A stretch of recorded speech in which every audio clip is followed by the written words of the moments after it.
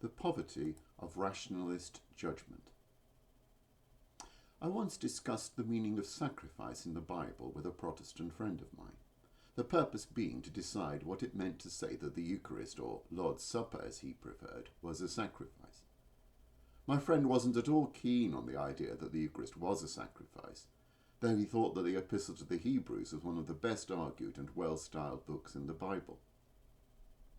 At one point in the conversation I said that we ought next to consider the practice and belief of the early church, but my friend objected, saying that this wasn't important and that we should focus on what the Bible had to say about the matter. I said that the Synoptic Gospels didn't have much to say directly, but that the miraculous feeding of the 5,000 and 4,000 had a certain relevance.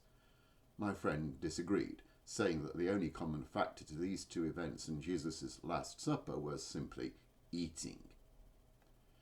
I responded by saying that the two earlier incidents showed that Jesus was capable of working miracles with physical matter, and if this was the case, it was hardly implausible that when he handed his apostles consecrated bread and wine at his Last Supper, he meant his words, "This is my body and this is my blood."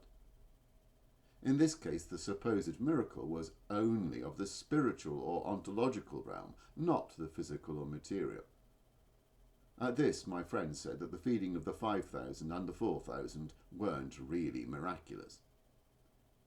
I asked him about the resurrection, and he demurred from expressing any belief that this was a miracle either.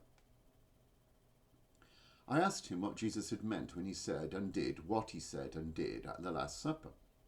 And my friend replied that Jesus had meant that we should eat the bread and drink the wine so as to remind us to imitate the moral example set by himself. I then pointed out that it was absurd of my friend to insist that we should restrict our discussion to Scripture as a solely authoritative, for it was clear that he had no interest in the plain meaning of Scripture, and that, whatever the Bible might say, he would be ruled by his own prejudice as to what was reasonable, quite irrespective of both the face value meaning of the text and the context of interpretive tradition. In effect, he was objecting to the Church having any role in interpreting Scripture, while insisting that he had the competence to make any text mean whatever he wanted it to mean, fitting the text to his own rationalistic beliefs, rather than allowing the text to inform his own ideas. I pointed out that one could generally not rely on one's own naive ideas of what is reasonable,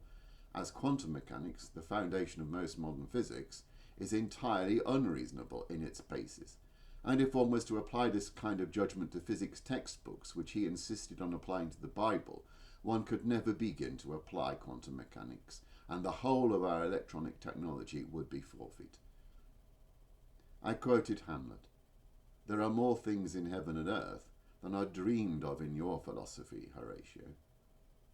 I might also have referred to Jesus' parable of Dives and Lazarus, in which Jesus says that those who will not pay attention to the clear meaning of Scripture would not be swayed in their views or way of life if a ghost appeared to them and warned, as Marley's ghost warned Scrooge, of their error.